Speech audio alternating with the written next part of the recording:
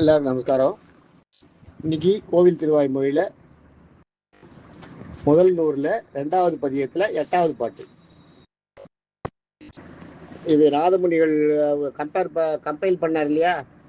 நாதமுனிகள் compile பண்ண பிரகாரம் இது 2693வது பாட்டு. அதை வச்சுங்க.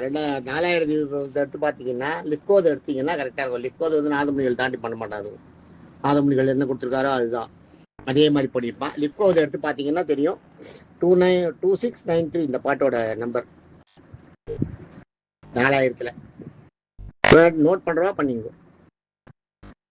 உள்ளம் பாட்டை சொல்கிறேன் கேட்டுங்க. உள்ளம் உரை செயல் உள்ளவிம் மூன்றையும் உள்ளி கொடுத்து இறை உள்ளில் ஒடுங்கு. இது பாட்டு. உள்ளம் உரை செயல். உள்ளம் உரை செயல்ன்றத உள்ளம் உரை செயல் அப்படி மாத்திங்க. உள்ளம்ன்றது மனசு, உரைன்றது சொல்றது, வாயால சொல். செயல் வந்து நீங்க என்ன செய்றீங்கன்றத கொடுத்துருக்கு. உள்ளம் உரை செயல் உள்ளையும் மூன்றையும். இது வந்து நம்ம கிட்ட முன்னாடியே இருக்கு. இது வந்து நீங்க கேட்டு வாங்கணுங்கிறது கிடையாது. உள்ளம் உரை செயல் உள்ளையும் மூன்றையும் நம்ம கிட்ட இருக்கு. இது மூணுமே இதை நல்லபடியாக உபயோகப்படுத்தணுன்றாரு. அதுதான், வேற ஒண்ணும் இல்லை. உள்ளம் உரை செயல் உள்ளையும் மூன்றையும். உள்ளையும் மூன்றையும் இம்மூன்றையும் இருக்கும். இம்மூன்றையும் நம்ம எடுத்துக்கணும். உள்ளையும் மூன்றையும் உள்ளம் உரை செயல்ங்கிற அந்த மூணையும் மனசால் நினைக்கிறது சொல்றது செய்யறது எல்லாம் ஒன்னா இருக்கணுமா.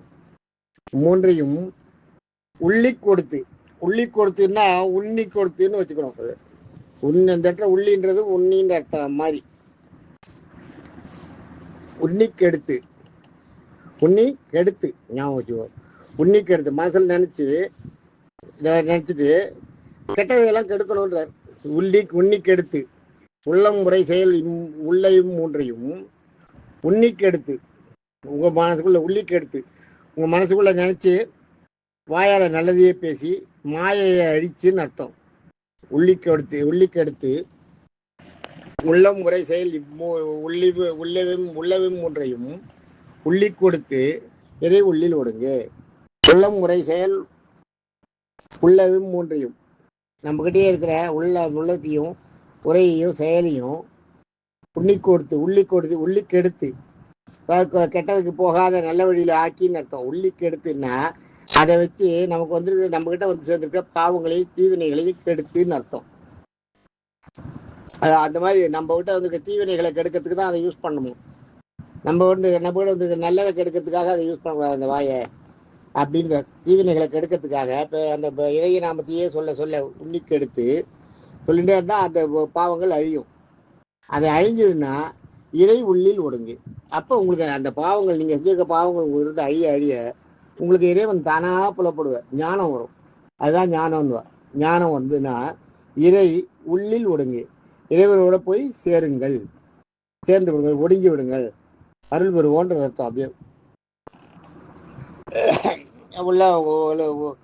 உள்ளில் ஒடுங்கன்னா நம்மளும் இருக்க இறைவன் உள்ளே ஒன்றி அடங்கி அருள் பெறுவோம் அப்படிங்கிறத அர்த்தம். இதுல பாத்தீங்கன்னா மனம் வாக்கு உடல் அதான் உள்ளம் முறை செயல். இந்த மூன்றையும் நம்ம உள்ளே நினைச்சு உள்ளம் முறை செயல். உள்ளம் மனசு, உள்ளம் உரைன்றது வாக்கு, செயல் வந்து உடலால் செய்யறது. இது மூணு நம்ம இப்போ இருக்கிற எக்ஸ்டர்னல் ஒர்க் இல்லையா? இது மூணையும் உள்ளம் முறை செயல் மூன்றையும் மனம் வாக்கு உடல் என்ற அந்த மூன்றையும் நம்ம உள்ளே நினைச்சு, நம்ம மனசுக்குள்ளேயே நினைச்சு இகபரான சுகங்களான மாயை அகற்றி. இது மூன்றாலையும் கரெக்டா இருக்கணுமா. எல்லாம் எதுக்கு என்ன பண்ணணும்னு சொல்றாரு பாருங்க.